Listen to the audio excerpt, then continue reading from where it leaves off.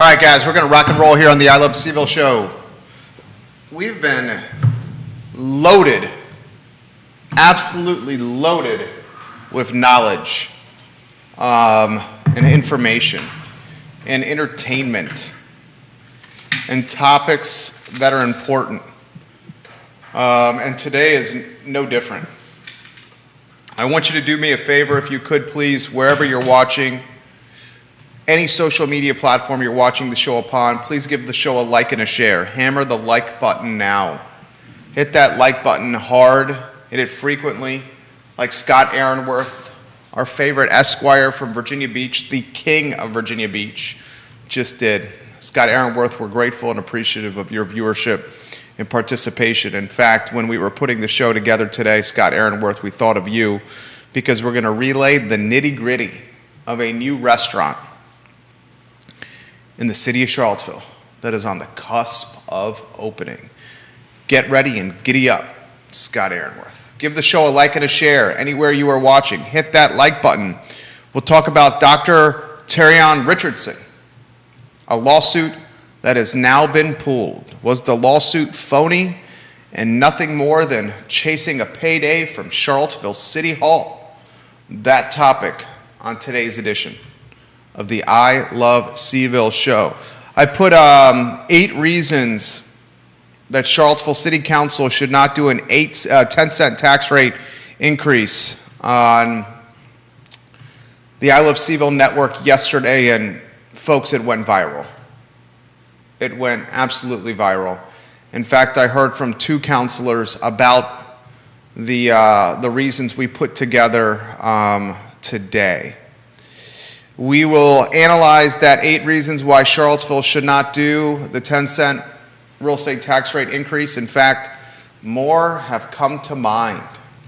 Give the show a like and a share anywhere you are watching. We will rock and roll in T-minus 30 seconds. Welcome Virginia Beach. Welcome Norfolk to the program. Welcome Charlottesville, Crozet, Short Pump, Fluvanna, Orange, and Louisa to the program. Friends in Northern Virginia, hello and welcome to the program. Our family on YouTube, welcome to the show. Spotify, iTunes, and Apple Podcasts, welcome to the program. LinkedIn, hello, and thank you kindly for joining us. Live on 15 Facebook pages as well, 15 Twitter accounts. Right now, spread the gospel. Spread the gospel. That is the I Love CVille show. And tell your friends and family about what we're going to do on a Wednesday in the Commonwealth. Judah's our director. You got that 2-shot ready to go. Amigo, andale, andale, andale. Quiet on the set.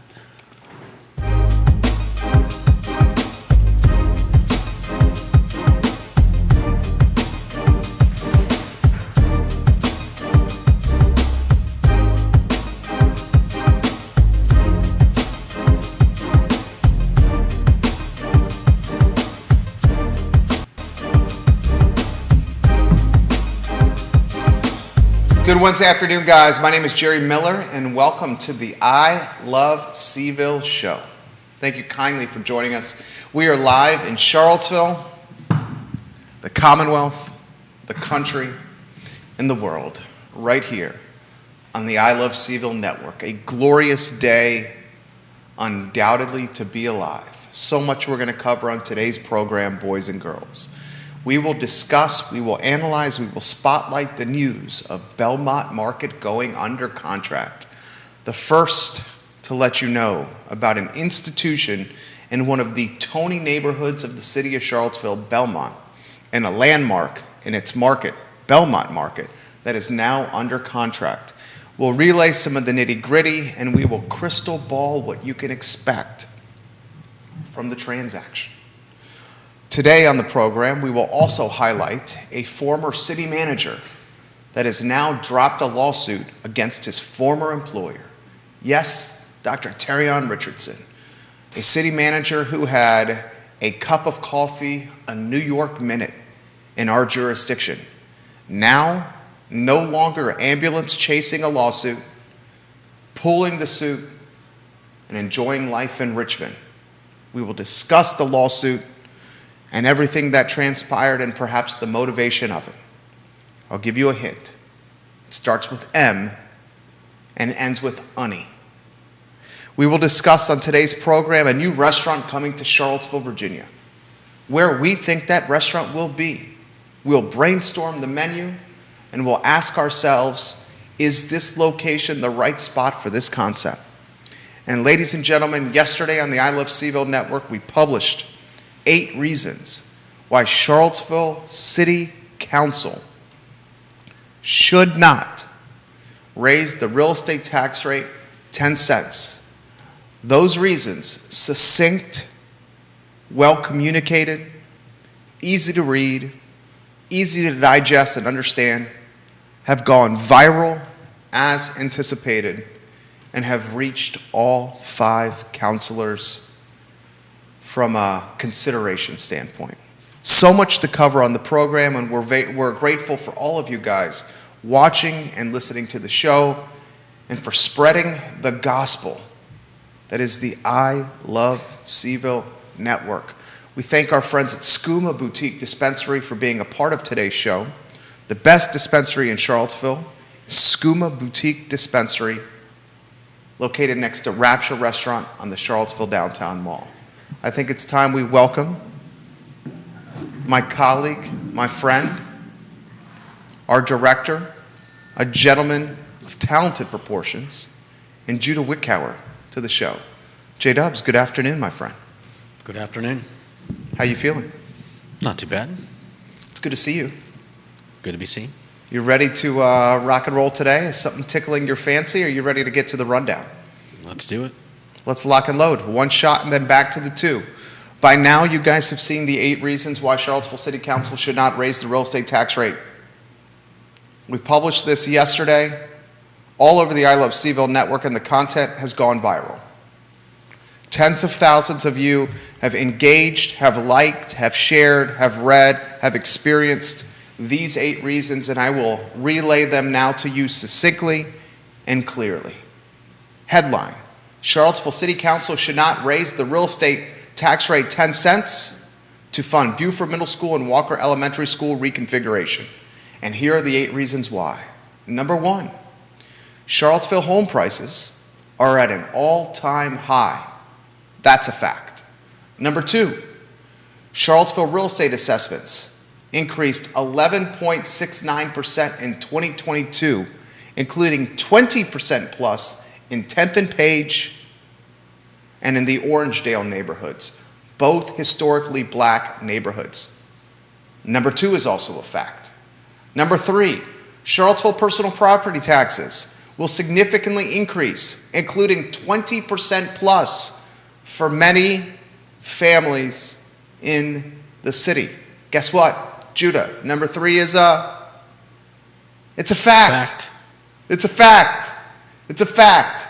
Number 4, Judah, are you ready? Charlottesville, Virginia, gas prices are at an all-time high, historical high for the city of Charlottesville. Judah, what's number 4? A fact. A fact. It's a fact. Number 5, Charlottesville interest rates are upticking, which are pricing out millennials, first-time homebuyers, and fixed-income homebuyers out of the Charlottesville market. Judah, can I hear you? Fact. It's a fact. It's a fact. Number 6, Charlottesville residents have been priced out of our local real estate tax relief program, which has a $375,000 value threshold, as assessments have gone up. And I just explained to you, they've gone up almost 12% in the city. As they go up, the value of the homes surpass the $375,000 threshold for tax relief. Guess what, Judah? What is that? A fact, I'd guess. It's a fact. It's a fact. Crazy. Number 7, Charlottesville landlords are passing rising assessment costs to tenants, which is dramatically increasing rents in Charlottesville. Judah, can I get an amen? Oh, yeah. That's a fact. It's a fact. It's a fact. It's a fact. Number 8, Charlottesville public schools are partially funded by the Commonwealth of Virginia. if we gentrify fixed income and middle income families out of Charlottesville with regressive tax tactics, then only the wealthy will be left. The wealthy are more likely to send kids to private schools or be empty nesters. As a result, public school enrollment and funding will drop. J-Dubs, can I hear ya? Not a fact. That is a fact. Undoubtedly a fact. Certainly a fact. I think. Indisputably a fact. Indisputably. Indisputably a fact. Man. Well. Indisputably a fact. More reasons for you in a matter of moments. I want to offer a pricing scenario that I posted on the I Love Seville network. And this pricing scenario is one I know very well. It's associated with rental business model and home ownership business model. A 3-bedroom, 2-bathroom apartment or condo in Charlottesville City or the urban ring, which is the ring right on the outer layer of Charlottesville. A condo or apartment that's roughly 1,220 square feet has a monthly rental price point or value of $2,000 a month. $2,000. Now let's compare and contrast that to home ownership. A 5,280 square foot all brick Georgian home. 5,280 square feet. That's massive. With a purchase price of $700K, 20% down, meaning a loan of $560K at 4% fixed interest rate is a monthly mortgage payment of $2,674. So boys and girls, viewers and listeners, you can rent an apartment. Rent, it's 3-bedroom, 2-bath, and 1,220 square feet, and you're going to pay $2,000 a month. Or purchase a home, $700K, put 20% down, $140K, leaving debt service of $560K, a house that's over 5,000 square feet, and your monthly mortgage payment is $2,674, only $674 more a month. Owning a house that is roughly 4.5 times the size of an apartment you are renting. Your monthly payment's fixed over 30 years. The rental payment is going to uptick 5 to double-digit percentage points plus every 12 months. That puts things into perspective. Rents in the city and urban ring are getting so high that young families and fixed income folks cannot afford to live here. I am terrified of a scenario where we will have 3 demographics of people in the city of Charlottesville. The super wealthy, demographic 1. Demographic 2, the even wealthier, landlords that own rental properties all over the area. And demographic 3, the folks that rent, that service demographics number 1 and 2. Ladies and gentlemen, if council raises the real estate tax rate 10 cents per $100 of value at the same time that assessments have upticked, and Judah, get ready. I want to bring you in on a 2-shot here. At the same time that assessments have gone up, that gasoline is at an all-time high, that interest rates are going up, that personal property taxes are going to be at an all-time high. that fixed income families and individuals are getting priced out of the $375,000 tax relief threshold? At the same time that landlords are passing on the additional tax exposure to tenants? And while public school enrollment is dropping, and of course it's dropping, if you make the municipality so expensive from a tax standpoint, how could a first-time home buyer or a young family afford to live there? The first-time home buyer or the young family is the one that has the kids that's going to public school.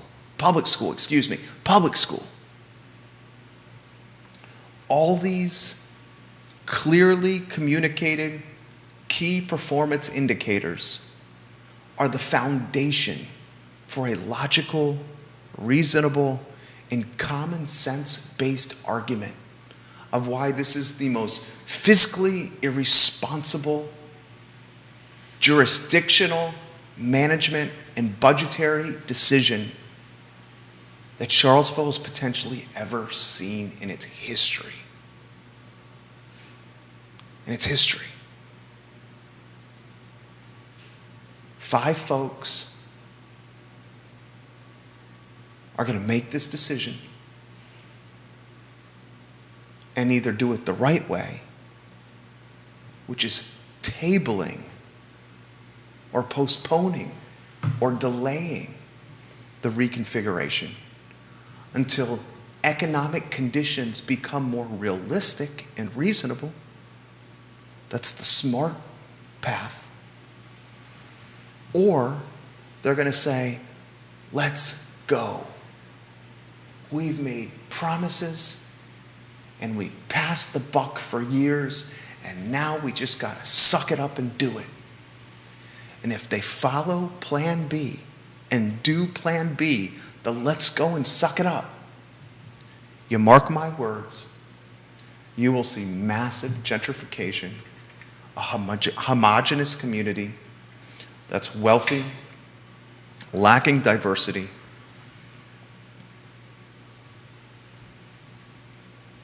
in a city environment characterized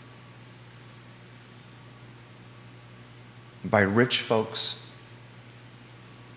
who are serviced and helped by other folks pushed 30 to 45 minutes away from the city of Charlottesville. Two shot. Judah Wickower is our director. I thought it was a succinct argument. That was very clear. Lists are very easily digestible. One of the topics that I want to highlight is the drop of an enrollment in public schools associated with increased barriers of entry, added taxes. You raise the taxes, it's more difficult to live in a jurisdiction. If you raise the barrier of entry, more taxes, you have less young families who don't have the experience or have had the earning power to accumulate wealth. The young families are the ones that have the kids that are going to matriculate through public school. You have a drop in enrollment in public schools. The Commonwealth offers less money to those schools because the funding is based on enrollment. You start seeing that funding to the public schools, Judah, go down. There's less money for infrastructure, for compensation, and for educational improvements. If I'm a teacher in the Charlottesville public school system, I would be very mindful of enrollment numbers and whether that metric is upticking or downticking. Judah Wickower, you have a big, beautiful brain. Talk to me. Talk to me. Talk to me. I mean, do we know they're still talking about actually adding a 10-cent tax? It's advertised as we speak. What does that mean? They have, by state law, to advertise a tax rate increase for 30 days before they can make a decision on the tax rate. So they have to let the community know to drive community engagement. And what platform offers more community engagement than ours? None. So I've been trying to do our best of utilizing the platform to drive attention to this matter. Mm-hmm. And I think both of us, have been doing a good job. Well, we've talked to Michael Payne, we've talked to Mayor Lloyd Snook, and A counselor and a mayor. yeah, and neither of them seem particularly avid to go after this avenue of gaining revenue. So, did they put it out there just to let us know that it was on the table? Is there any way for us to find out if it's still on the table? Oh, it's on the table. Because it's got to stay on the table until the 30-day window expires. Okay, but that doesn't tell us anything about their. They can go under. They can choose to go under the 10 cents. Yeah. They can't eclipse the 10 cents. So Right. good business or good jurisdictional management is to advertise the highest threshold possible. Because if you advertise the highest threshold possible and then come judgment day, decision day, you come in lower, then you're going to be seen as empathetic or one of the people because you didn't go to the entire ceiling of what could have transpired. Yeah. So that is undoubtedly a strategy. Never would you advertise a tax rate that is going to be the number you're going to settle upon. It's negotiation 101. You go in and you advertise the highest one possible, and then you drop it down and you're like, wow, these are counselors and a mayor of the people. The reality is, I've made a very convincing and compelling argument that perhaps you shouldn't even raise the tax rate at all. I mean, this is a fairly poor time to be doing something like that. Right? I mean, we're looking at. I'm guessing that our gas prices will be doubled from last year's average within. I mean, I don't know. A week? At this rate, it might be Tomorrow? It might be tomorrow. This afternoon? Looking at AAA. Year ago average was $2.67. We're pretty darn close at. AAA this time last year was how much? They don't have this time last year, but year ago average. Year ago average was So what? I don't know if that's like a year ago today, or if that's like just generally speaking. It was $2.67 for regular, and the current average is $4.18. Though the last time I put money in my tank, it was $4.30. And I don't know where it is at other gas stations. What it is. I want to highlight this. Does anyone think that this is smart or prudent decision making? Make a decision today to spend other people's money, taxpayers. It's taxpayer money. Make a decision today to spend other people's money for a project that won't break ground until what? Next year, when you don't know what gasoline is going to rise or fall to from a price point standpoint, and how that commodity is going to influence cost of goods associated with the construction project. Yeah, that's a good point. If gas goes up, the materials used for reconfiguration ain't going to get cheaper. Well, They're going to get more expensive. it's kind of like my $10 getting me, half as much at the tank, and your $75 million or whatever it is that they want to spend on this reconfiguration. What if that's only worth $37 million come time to buy all the wood and the girders and whatever else, the rebar, and I don't know what they're building. I think first, before they make a decision, they need to let us know exactly what they're expecting to do with this. What is the reconfiguration for? I mean, how is it going to help kids? I'll give you that. I have that answer. I thought it was outlined quite well in the Daily Progress. See if I can find it verbatim.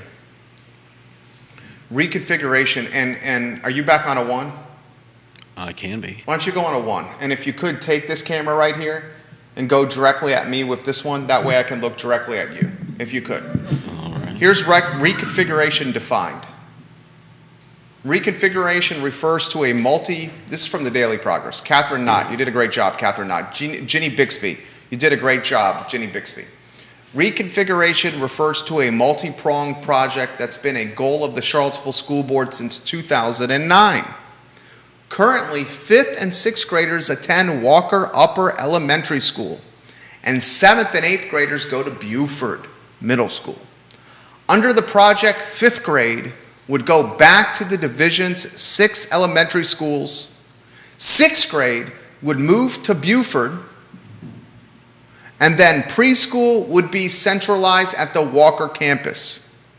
In phase 1, Buford would be renovated and expanded to make room for 6th grade and future enrollment growth.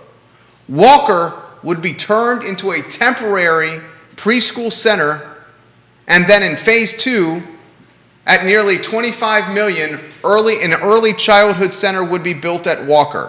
Phase 1 projected at 75, that's an old projection. It does not factor in the fuel costs that have escalated in the last 2 weeks. Phase 2 projected at 25, that's an old projection. It does not factor in the fuel costs that have escalated over the last 2 weeks. You do this approach. Let's go back to the 2. Let's go back to the 2. You go ahead and you go with the 10-cent tax rate increase. At the same time, assessments have upticked 12%. At the same time, gasoline costs are higher than they've ever been before. At the same time, personal property taxes on cars, on boats, and other structures are going to likely increase at about 25% clip, because the used car market is out of control. At the same time, interest rates have now upticked over 4%, the highest interest rate it's been over the last couple years. At the same time, the tax relief value threshold is $375K, essentially pricing out homeowners from that threshold because the assessments have gone so high. At the same time that landlords are passing on rising assessment costs to tenants. At the same time that public school enrollment is already flat.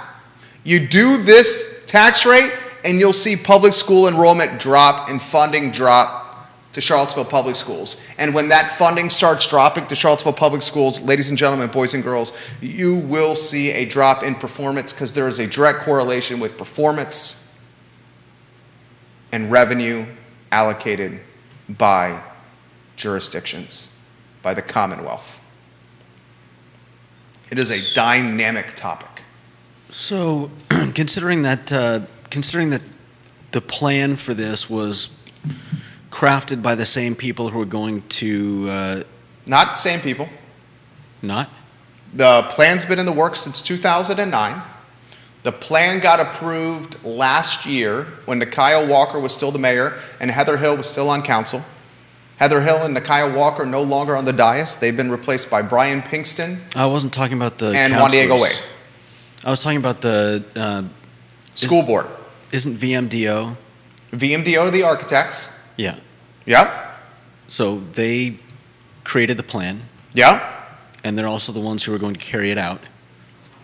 Well, they're the architects. They're the visionaries behind the reconfiguration. They're not going to do the hammer and nails. You're going to hire a construction firm to do that. But they're not going to be manning the nail gun, wearing the tool belt, the yellow hat, and the tight jeans and the boots. Okay. Okay, well then never mind that. Would it be fair to say it might be a good idea to get a second opinion on the best way to reconfigure the school? That's a schools? fair statement. That is a fair statement and a legit comment. The RFP, request for proposal, was put up for grabs. VMDO local won the RFP. Interestingly, they were the last architectural firm that did the previous reconfiguration. So you talk about true winners, and I'm not casting shade. I'm not throwing shade. I am not throwing shade. I am not throwing shade. What I'm about to say is fact and not shade. The true winners of reconfiguration are VMDO. Undoubtedly VMDO. Architects put the plan in place. Every time this gets discussed or the plans change, they bill full rate. They did the last reconfiguration. They're going to do this reconfiguration. If we have to chop it up, if we have to go from 75 million to 35 million or whatever the hell the number is, that plan's going to have to get scaled back. They're going to have to build to do that scaling it back. It's the nature of the beast. It is what it is. They're the true winners. I'm not throwing shade. I'm just speaking factual and realistically. Yeah. It ain't the taxpayers. They're not the winners. It's not diversity that's the winners. It's not economic parity that's the winners. It's not disposable income that's the winners. It's not the mom and pops in the city of Charlottesville that own businesses, because disposable income will be allocated to taxes and not the goods that they sell and serve. They're not the winners. It's not the counselors that are going to be the winners. They're going to catch grief no matter what. They're in a damn if you do, damn if you don't situation. It's not the students today that are going to be the winners at Buford or at Walker. This is going to take years to finish. Those students are going to be out of middle school, out of Walker. Maybe you can make the legitimate argument that the winners could be the embryos in mommy's body, the soon-to-be babies, the buns in the oven, that when the project is finished, when the construction's done, they'll get to experience it. Maybe it's the buns in the oven that are the winners. It's not the parents of today. Their kids are going to be matriculated and graduated by the time the project is done.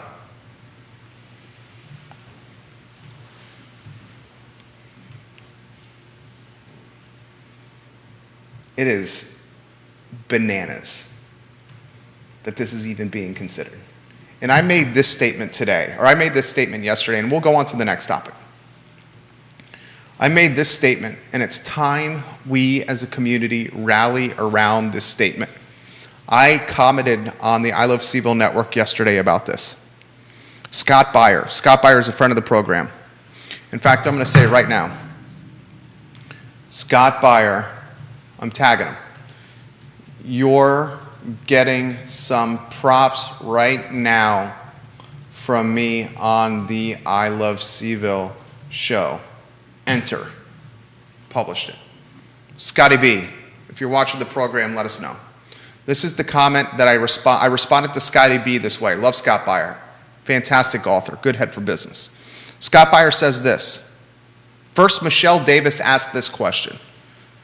Jerry, what is the answer to this financial tailspin? Scott Beyer said, vote different people and parties into office rather than letting CVille remain in ideological monopoly as it has for decades. Good luck. My response to that was, Michelle, Scott Beyer makes good points. There's a small but loud portion of the Charlottesville population that believes increasing the real estate tax rate, the meals taxes, and frankly, all other taxes are the right approach to jurisdictional management. This mentality is a damning approach to people and families that do not have buckets of disposable income. It's a very regressive mindset that should be questioned, challenged, and silenced with succinct explanations like the 8 reasons I outlined above. Ladies and gentlemen,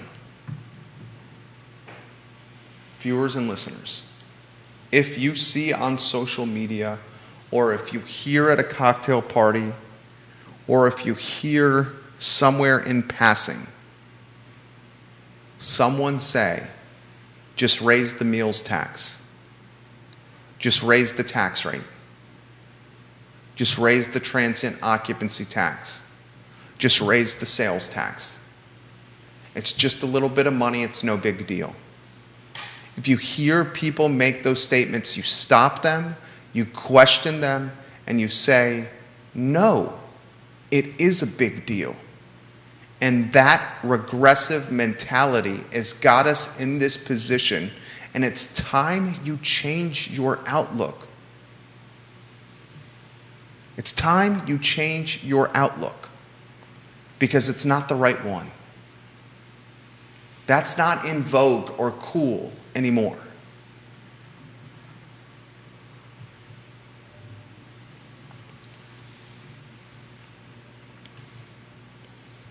All right.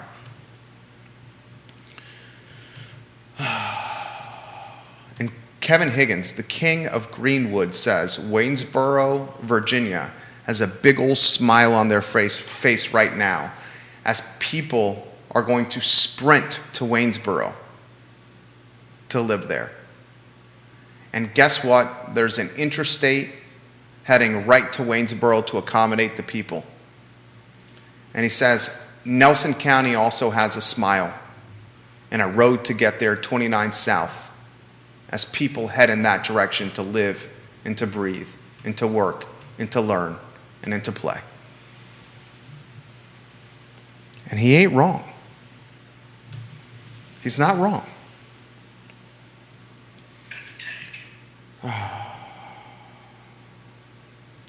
Anything else you want to add on a two-shot? It brings up a good question of what's the next Charlottesville? Kevin Yancey, welcome to the program. Waynesboro. Kevin Yancey says, I've already done that. I've already moved out because of this. Yeah.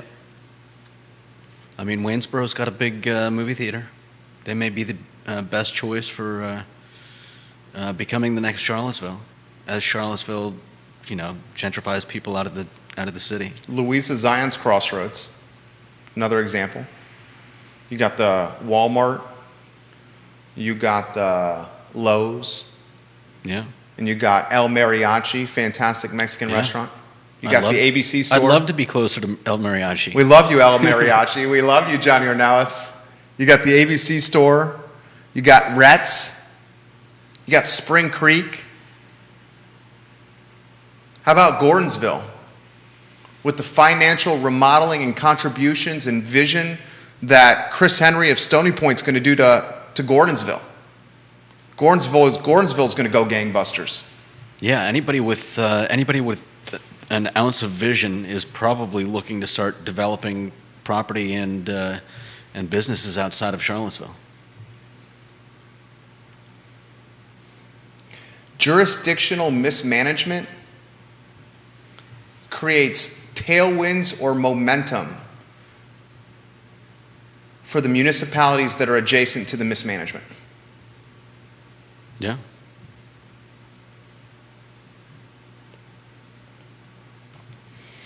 Neil Williamson, President, Free Enterprise Forum, the king of content. There's a budget being proposed. We're in budget season. The proposed budget, and we hope council goes with the proposed budget. The proposed budget from interim city manager, essentially a mercenary city manager, a hired gun city manager, a mercenary city manager, a for-hire jurisdictional executive or CEO. That's what we got right now. The proposed budget keeps the city's real estate tax rate at 95 cents per $100 of assessed value. Even with the proposed budget that keeps the tax rate the same, real estate tax income will rise about $8.3 million based on the current rate due to increases in real estate property assessments. Remember, the assessments went up, 12% on average. Yeah. Because the assessments went up, City of Charlottesville's got an extra $8 million.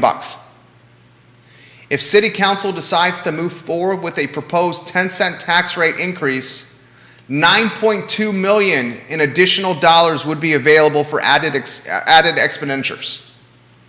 That amount is included in the budget but is unallocated because the City Council has not decided whether to raise the real estate tax rate or by how much. Wild Bill McKenzie, it makes no sense. They have a surplus in the city year over year and they don't bank it. Wild Bill McKenzie, it would be less expensive to keep the configuration as is and build a whole new preschool center. I was going to say, why not just build another school? But you need land for that. This gets back, well, the market has changed. This gets back to a thread that John Blair, former city manager of Charlottesville, Virginia, interim city manager, John Blair the fabulous city attorney of Charlottesville, Virginia, a man who sprinted out of Charlottesville because of the soap opera nature of the Mayor Nakia Walker term. He put a thread on Twitter a couple of days ago comparing and contrasting educational infrastructure, building new schools, to what Charlottesville's precarious plight is today. He said Stanton did a much more extensive, much more impactful, larger high school renovation in 2020 and 2021 for $43 million. It's still a lot of money. Harrisonburg is building a completely new high school for $119 million, and that included $5 million to buy the land.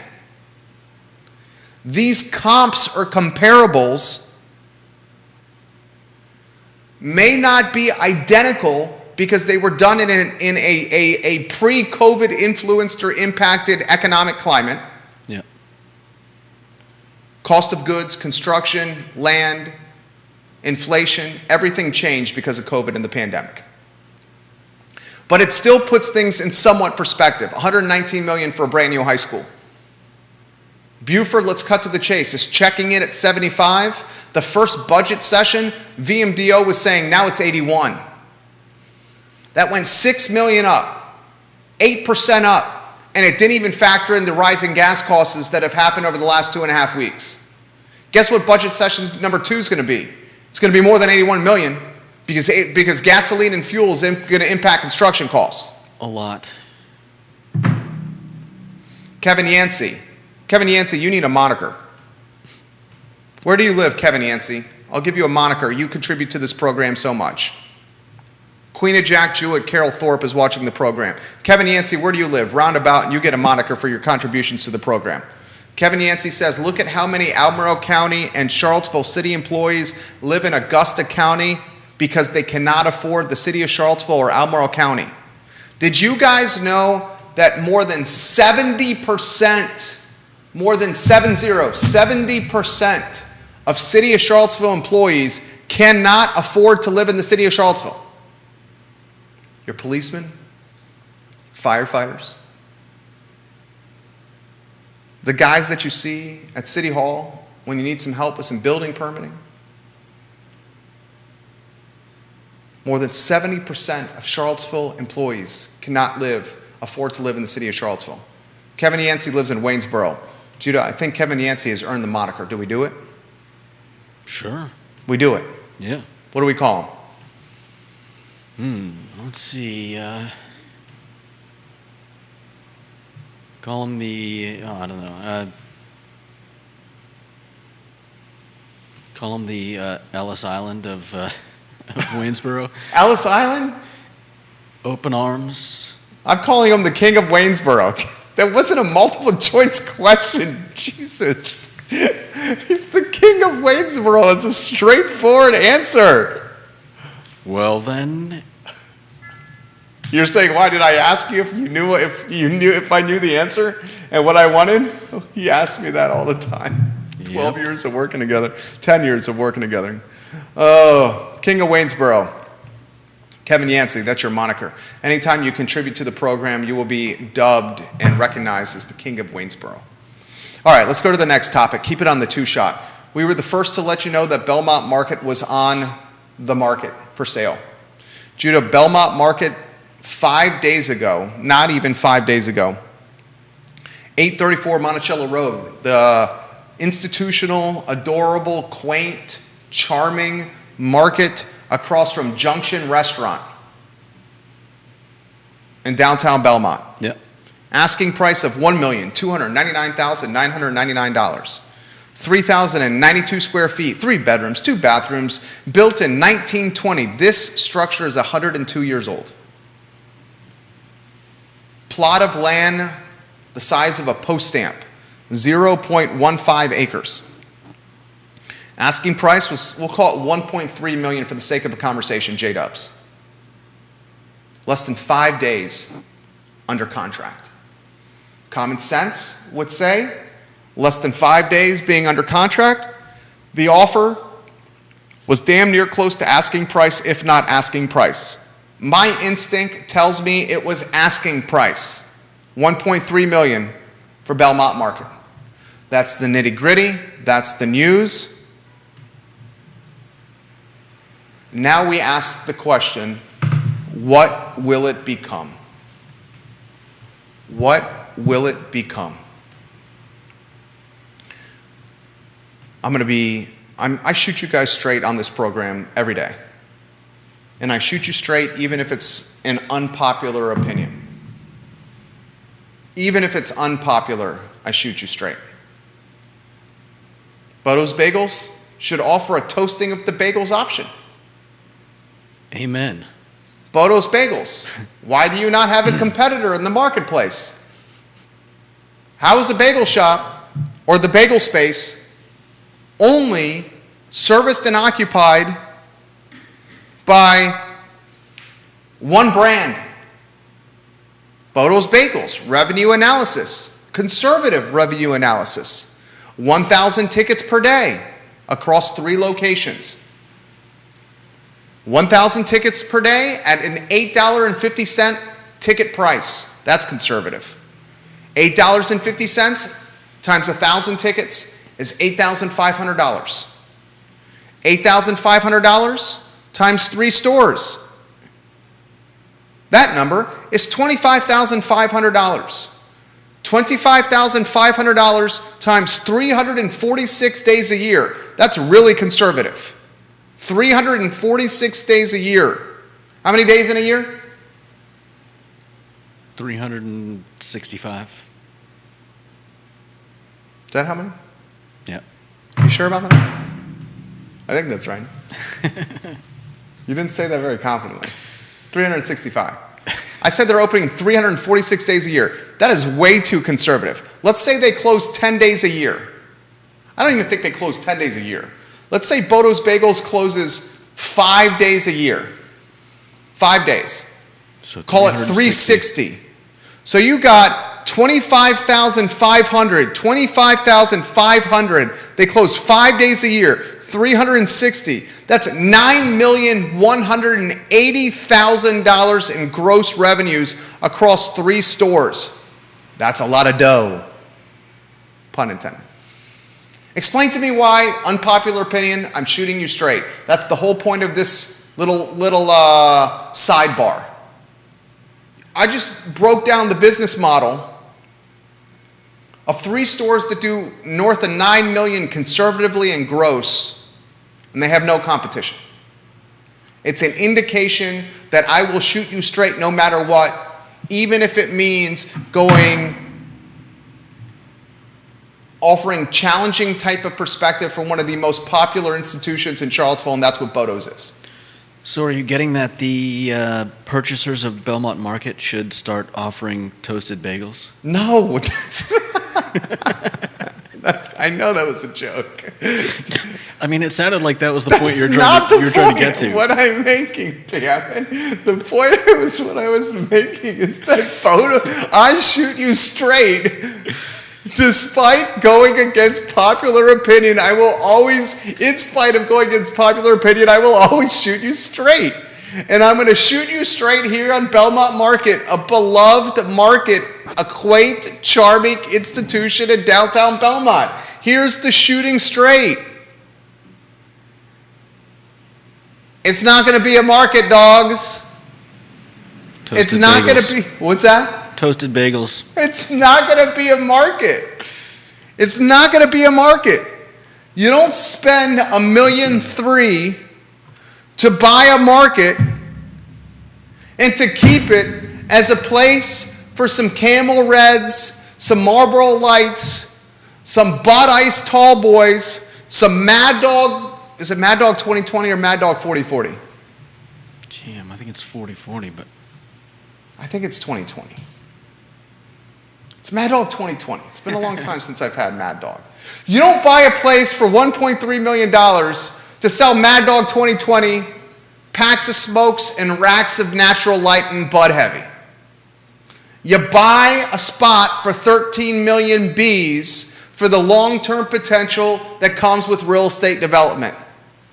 And change is hard, and change can be frustrating, but changes the reality of life. What are the key elements of life? Change. Change, death, and taxes. Isn't that the three? I don't know if those always go together. Those are guaranteed in life. Death and taxes, definitely. Yeah. Change, death, and taxes are life. Change, death, and life. There are three things in life that are certain. I guess birth is something that's certain. Birth, death, change, and taxes. No, I guess it would be birth, change, taxes, death. And in chronological order. Right. Birth, change, taxes, death. Because you're going to change before you get taxes. And then you're going to die. From how you were when you were born. Yeah. That's what I say. So you're going to be born on one end and death on the other end. And then it's just organizing change or taxes. And change comes before taxes. Belmont Market's not going to be Belmont Market. And I hate to say that. Kevin Yancey, King of Waynesboro, says, don't forget the hurricanes. That's a high gravity punch. That's the malt liquor. Oh, I thought he was saying hurricanes were another thing that are certain in life. Hurricane, malt liquor. You ever been to an Edward 40 Hands party? Edward 40 Hands. I can't say that I've been to ever two. even heard of him. I hosted one Edward 40 Hands party. This was, I was the rush chair and the social chair of Phi Psi at the University of Virginia, the fraternity at the end of the Mad Bowl off Rugby Road. We had an Edward 40 Hands party. To get into the party, you had to have 2 40s on your hands, duct tape to your hands. The 40s on your hands, and they were duct taped both to your hands. Can I put one of these pictures up? As long as you don't get the show pop for airing content that we don't have rights to, because that's happened. So maybe you shouldn't put that up there. Okay. You go in. I have the communication skill set to paint a very accurate picture that people can relate to. You have 40s of hurricane in your hands. They're duct taped to your hands, Edward 40 Hands, and you have to finish both 40s before you can unduct tape the 40s from your hands. Edward 40 Hands. If you finish one, can you duct tape? No, you got to finish them both. Wow. Got to finish them both. Can't go to the bathroom. Really? Can't hug the gal you're with. If you try to brush her hair off her cheeks and you have a 40 in your hand, that's not good for her face. Edward 40 Hands. You drink 2 40s pretty fast because you want to unduct tape your hands from 40-ounce glass bottles. Edward 40 Hands. Hurricane. It's not going to be a market. I hate to tell you that. It's development. And you know what? Birth, change, taxes, and death. Inevitable in life. And downtown Belmont will experience it. And if you're looking at it from a positive standpoint, it's going to create more residential density, whether that's owned or rented residential density. And that will trickle over positively to the local, into Bell, into Camole, into Tavola. And Adam Frazier, if you ever open Junction again, please do. We've been waiting patiently and kindly. Please open Junction again. Adam Frazier, please open Junction again. Next topic on today's program, T. Rich. City of Charlottesville called the bluff of Dr. Terrion Richardson. Dr. Terrion Richardson dropped his lawsuit against city council and city officials yesterday. This in the Daily Progress by Ginny Bixby. He did it with prejudice, which means the lawsuit is permanently dismissed and cannot be reinstated. Nice. T. Rich, on November 18th, filed a civil suit in United States District Court seeking unspecified amount of expenses and costs incurred in connection with the defendant's actions and declarations by the court. He basically said this. I'll cut to the nitty-gritty here. I don't know if Jim Hingley would talk about this with me. I love Jim Hingley. He's a great guy. He's the king of the court, Jim Hingley. He could offer more technical vernacular and expertise than I can. T. Rich basically did this. He sued the city, saying his rights were violated when he signed an agreement that gave him $200,000 plus bucks to keep his mouth shut and to leave his job as city manager. City of Charlottesville gave him a severance package of $205,000. And part of that severance package was you can't talk about what happened. I would love to have my rights violated that way. Yeah, violate my rights, City of Charlottesville. Give me $205,000, and I won't say anything about you on. Well, actually, I would. I wouldn't do it for $205,000. I wouldn't even. I wouldn't do it for $205,000. I wouldn't even come back and sue them later. I wouldn't do it for $205,000. If the city of Charlottesville gave me $205,000 and said, Jerry, you cannot use City Hall or Charlottesville government as fodder or content for your talk show anymore, I would say I'm passing. I don't want the $205,000. I sincerely would do that. I swear. Take it. I swear. Of course you would take it. I don't have to say anything about them. You would take the $205,000? I would not take the $205,000. I would not take the $205K. If they said, don't talk about us on your show anymore, here's $205,000, Jerry Miller, I would say no. I sincerely swear to God I would say no. But you're saying you would take it? Yeah, I'd take it. So what would happen when I say two-shot Jerry Miller, 10-cent tax rate increase? Judah Wickower.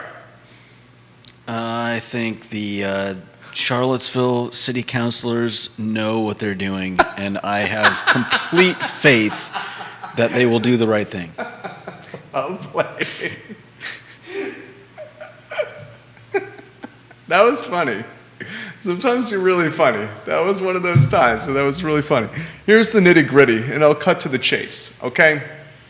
This was an ambulance chasing type of lawsuit.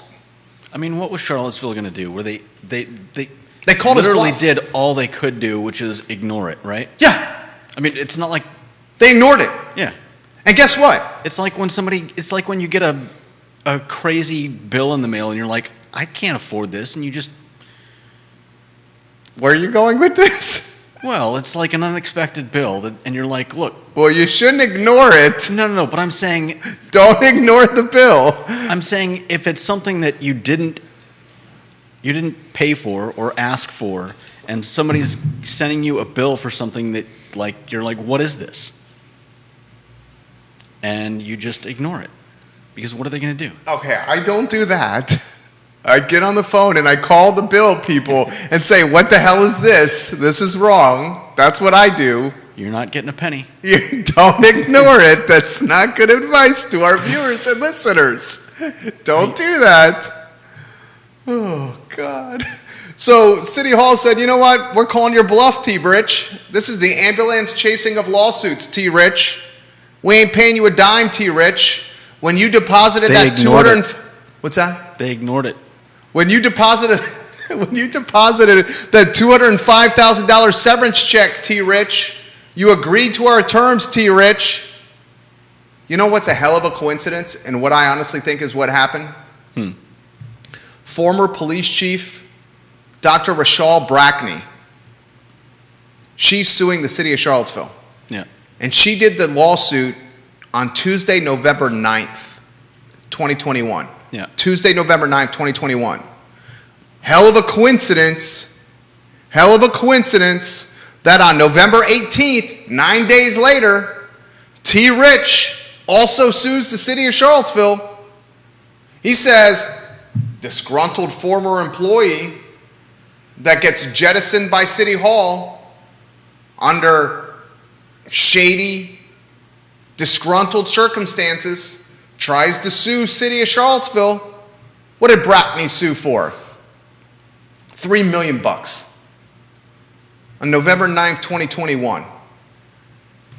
By November 18th, 9 days later, he's got to pick up the phone and schedule an appointment with a lawyer. And in those 9-day period of time, there's weekends when they can't meet and they're working.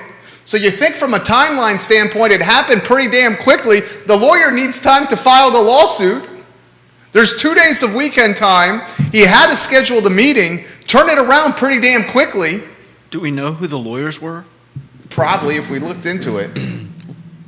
It was an ambulance-chasing lawsuit. Any chance they're the same lawyer? God, that would be great. I don't think they're the same lawyer. Brackney's attorney is Charles Tucker from the late, great Johnny Cochran's law firm. That's right. T. Rich's attorney is not. So the lawsuit is nothing. It was an ambulance-chasing lawsuit looking for a payday. What he doesn't realize is this content, these stories, live in perpetuity online as a reflection of his personal brand and the potential employment and potential influence it could have on future employment. Yeah. It's all over. Yeah. Would you want to hire somebody that's likely to sue you? Right. Exactly. Doesn't sound like a good move to me. Dude worked for, how long did the dude work for as the city manager in Charlottesville? He resigned from his, he was appointed city manager May 2019. He resigned from his post September 2020. June, July, August, September. Dude worked as city manager for 16 months. Got a severance package of over $200K payday, hush money.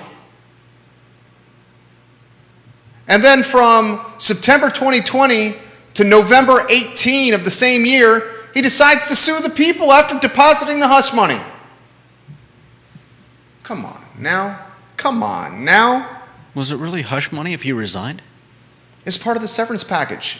And as part of the severance package, the plan was, you ain't going to talk about what happened. Come on now. Come on now. That's not a good look. That's not how you play the game.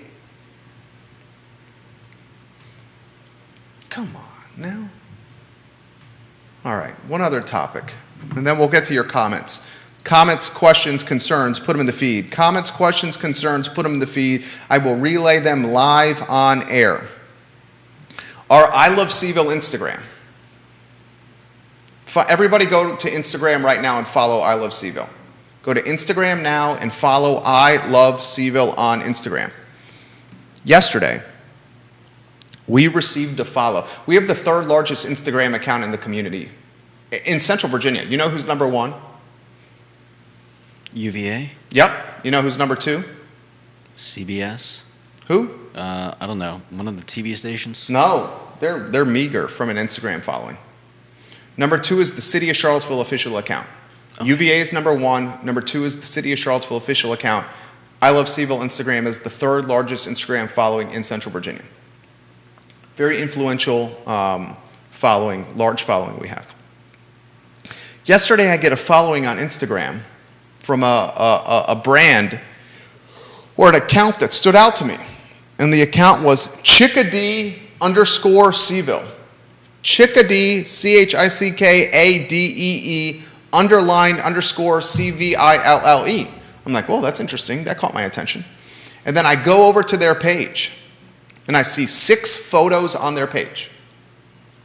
And I see coming soon with a sunshine, and I see that their name is on their profile, Chickadee Restaurant.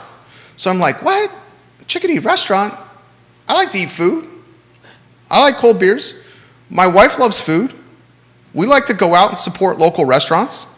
So I click on the link, and it's chickadeeseville.com, and I see strictly a landing page. So it's not a dynamic website yet. I'm sure it will be. It's just a coming soon. It's a coming soon page. Yeah, we build these all the time for our clients. And it's just they plugged in the... It's a landing page. The coming soon plugin. Yeah, coming soon plugin. Yeah. That means you can't see anything that's actually going on the website. Yeah, it's behind a wall. The website could be halfway finished or completely finished. Could be pretty darn close to finish. Yeah. But this is how you build buzz. This is how you get talk show hosts and debonair sidekicks with fantastic beards and fantastic choices of clothing and the best hair in the business. Jude, I'm giving you props here. I know. Talking about you on the talk show. I'm curious if they're just going to sell buns. No, it says, what? That's what it says on Oh, their landing page. because you're saying Peep, peep. the line says, peep, Hot peep, fresh buns coming soon. hot fresh buns coming soon. That's got to be a play on hot cross buns, right? Could be. Do you know or- hot cross buns? It's been about 4 decades since I sang that song. How's it go? Come on. Man. You can do it. How does it go? Give it to us, baby. Come on. I'm gonna look it up. No, come on. Do it now without looking it up. Give it to us. Come on. I'll give you a I don't beat. remember. Hot cross buns. See how they run. I don't remember. It's been too long, and I'm not going That's to remember right. it with you. Hot cross buns. See how they run. What's the rest of the words? Do you guys? That is not how it goes. Yes, it is. Hot cross buns. See how they run? I'm pretty sure. I'm looking it up right now. Lyrics. Hot cross buns. Let's see where it is. It's a nursery rhyme. Oh, okay. You ready? Hot cross. Can you find the lyrics? Okay, here it is. Maybe not. See how they run. Hot cross. Hot cross buns. Hot cross buns. One a See penny. how they run. One See, a penny, it's two a not how it penny. goes. Hot cross buns. That's it. 1 a penny, 2 a penny. Hot cross buns. Hot cross buns. If you have no daughters, give them to your sons. 1 a penny, 2 a penny. Hot cross buns. What the hell does this mean? I don't think as a kid we ever got into the second verse of this song. Yeah, the second verse is, if you have no daughters, give them to your sons. What the hell does that mean? It sounds fairly straightforward to me. What does that mean? It means if you don't have any daughters, give the hot cross buns to your sons. Oh, I thought it was like perverse in nature. I think you're right. I don't think it is. Okay. The only thing I remember was hot cross buns, 1 a penny, 2 a penny, hot cross buns. Yes. Yeah. Very inventive. Will you sing it for us? No. You won't? Come on. Come on. You're not going to sing it for us? Anyway, we got sidetracked here. The Instagram is Chickadee Restaurant. They have 6 photos. Their website's chickadeeseville.com, and it says coming soon. So I start scrolling through the images. Go to the Instagram and put them on screen. We can put this on screen. Go to the one with the chairs. Chickadee_Seville. Chickadee_Seville on Instagram, if you could. I'm already there. Put the screenshot of the chairs on screen. The chairs? You see the second image, the chairs? Yeah. Put a screenshot and put it on screen for the viewers. Please, please, please. Okay. It's going to take me a second to get it. Tell me when you can do it. Georgia Gilmer, I think you're exactly right, Georgia Gilmer. I think you're exactly right. What did she say? Glass building? Yeah, that's what she's saying. So Judah's going to put the screenshot from the Instagram account on screen here in about 30 or 45 seconds. Our enterprising, versatile, talented, jack of all trades, Judah Wickower. They put this photo on screen with chairs, green and yellow, outside what I think is the glass building. And I think this is the old Bluegrass Grill space. Georgia Gilmer says the same. Georgia Gilmer, you need a moniker. Georgia Gilmer, have we given you a moniker? You routinely contribute to this program. I'm writing to you on Facebook literally right now. Georgia Gilmer, have we given you a nickname on the show? You have earned one. All right. I'm putting the picture up. Enter, publish. I just sent it to Georgia. Georgia, you need a nickname, Georgia. G squared. All right, Georgia Gilmer, this is going to be your nickname, Georgia Gilmer. The Queen of G. The Queen of G. Georgia Gilmer. It's on screen. Everyone look at the screen. Look at the screen right now. Look at the screen. Look at the screen. Look at the screen. Your new nickname is the Queen of G. That's Bluegrass Grill, don't you think? That's the glass building in Bluegrass Grill. Definitely looks like it. I mean, Bluegrass Grill is closed. Well, actually, Bluegrass Grill is operating as a pop-up at Devil's Backbone. So it looks like through some what kind of reasoning is that? Say it again. What kind of reasoning are we using to figure this out? Deductive? I don't know. Deductive. Yeah, we'll go deductive. It looks like through some deductive reasoning, that Chickadee, a breakfast and lunch spot with a tagline, "Peep, peep, hot fresh buns coming soon," is opening in the Bluegrass Grill spot of the Glass Building, Oliver Kuttner's building. Scott Aaronworth, the king of Virginia Beach, says Bluegrass Grill is no longer a pop-up at Devil's Backbone. Thank you, Scott. We appreciate that. He's the king of Virginia Beach, the Esquire extraordinaire. Georgia Gilmer loves her new nickname and moniker, the Queen of G. Queen of G, that's your moniker. You contribute to the program. We have now dubbed 2 new viewers and listeners with monikers on the program. We have nicknames out there. They're getting difficult for me to keep up with. Kevin Yancey is the king of Waynesboro, and Georgia Gilmore is the Queen of G. Today's show is good. Today's show is damn good. I think we brought a lot of knowledge to you. Judah, what did you, go to the 2-shot, J-Dubs. Go to the 2-shot, the 2-shot, the 2-shot. What did you learn today? Oh my gosh, you got to get that thing to the you-know-where. I know. Okay, we got to wrap up. What did you learn today, Judah Wickauer? What did I learn today? Let's see. It's not multiple choice. It is. No, it's not. I learned that we really don't know what's going to happen with the schools, even with the plans. It seems like I still need a better explanation. I just gave you the most succinct explanation any person has given the community possible. Well, then I need an explanation why that's better than building another school or... The explanation is wait. The answer is wait. Don't do this. I'm not opposed to reconfiguration. I am opposed to doing it during an economic climate that is uncertain and will undoubtedly create gentrification. Just table it a year. Wait. Be fiscally conservative and responsible with decision making. All you got to do is wait. I hear a lot of people have great success with GoFundMes. You want us to fund school reconfiguration with a GoFundMe? Let's give them a Kickstarter. For every $100 that you donate to the school reconfiguration Kickstarter campaign, Mayor Lloyd Snook will give you one of his ties, autographed. That's a lot of ties. He has a lot of ties. Kickstarter campaign to fund school reconfiguration. Every $100 donated to the Kickstarter campaign, Lloyd Snook, we love Lloyd Snook, will give you an autographed tie. You found that funny. That's going to get expensive. He's got a lot of ties. He's been in law for some time. All right, he's Judah. I'm Jerry. This is the I Love Seville show. We hope you had as much fun as we did today on the program. Hasta luego. Keep it real. So long, everybody.